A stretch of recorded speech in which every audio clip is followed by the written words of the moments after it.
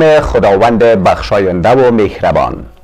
مولانا تمام کینه ها و کدورت و تعصبی که ما در دلهای من داریم اون را به یک موش داخل انبار خیلی زیبا تشبیه میکنه و تمام اعمال صالحی را که ما در طول عمرمان انجام میدهیم شبیه گندمی است که ما در او انبار کم کم جمع میکنیم، ولی تمام این اعمال صالحی ما به هدر میره، ضایع میشه و عمر ما بیهوده سپری میشه، نتیجه هم در آخر نمیگیریم.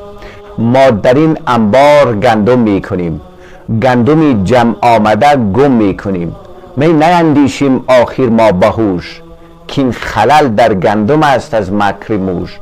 موش در انبار ما حفره زده است و از فنش انبار ما ویران شده است. اول ای جان دفع شر موش کن، اول این کینه و کدورت و تعصب و نگرش منفی که در دل داری، بد دیدن هایی که نسبت به هم دیگر دارین، اینها را از دلتان بکشین بیرون، وانگهان در جمع گندم کوش کن. اول بعد برو به دنبال اعمال صالح و کارهای خیر.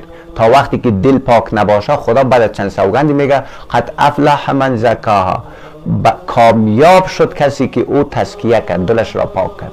تا دل پاک نباشه هیچ عبادت نمیشه. وانگهان در جمع گندم کوش کن، ورنه موشی دزد در انبار ماست، گندمی اعمال 40 ساله کجاست. 40 تا 50 سال عبادت کردیم، این همه زحمت کشیدیم و ریاضت کردیم، چرا تغییر نمی کنیم؟ چرا این نماز ما تنها عن الفحشای و المنکر نمیشه؟ چرا ما را از کارهای بد من نمی کنن؟ چرا عبادت سبب لطافت و نرمی و زیبایی درون و بیرون ما نمیشه؟ چرا نمیشه؟ برای این که ما در دلمان چرک و کینه و کدورت داریم. برای همین ما همیشه با خودمان در جنگیم. ریزه ریزه صدق هر روزه چرا می نیاید جمع در انبار ما؟ چرا ما هر چیز ذکر میکنیم، دعا میکنیم، هیچ قبول خدا نمیشه، هیچ تغییری در زندگی ما رخ نمیده، ریاضت ها و عبادت های ما نتیجه نداره. برای همین خدا در دلهای چرک و ناپاک جای نمیگیره. به هیچ جایی است که در اونجا آرامش روحی و روانی قطعی وجود داره.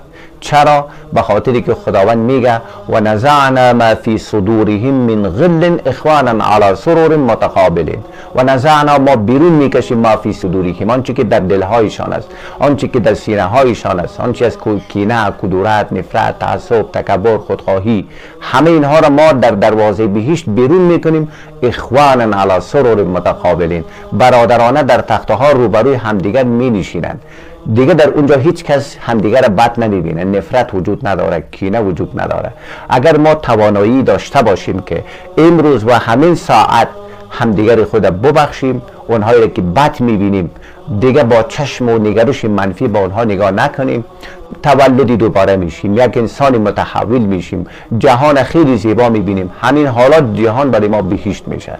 وقتی که انسان کینه و تکبر و تعصب و نفرت در درونش موج بزنه، نه تنها عبادتش لذت نداره، بلکه نان خوردن و غذا خوردن براش هیچ لذت نداره، میله و تفریح هم براش لذت نداره، کار و شغل و حرفه‌ای هم که دوست داره دیگه براش هیچ محبت نداره. دلیلش اینه که انسان‌های پرکینه، انسان‌های مریض همیشه با خودشان در جنگن.